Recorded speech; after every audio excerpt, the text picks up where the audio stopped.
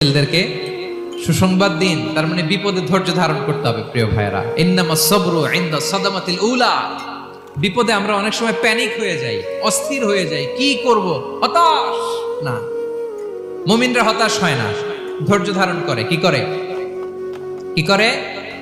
ধৈর্য ধারণ করার শক্তি দাও গো মেহেরবান আমায়, দাও গো মেহেরবান। পড়েন, ধৈর্য ধারণ করার শক্তি দাও গো মেহেরবান আমায়, দাও গো মেহেরবান। সবাই বলুন একসাথে, ধৈর্য ধারণ করার শক্তি দাও গো মেহেরবান আমায়, দাও গো মেহেরবান।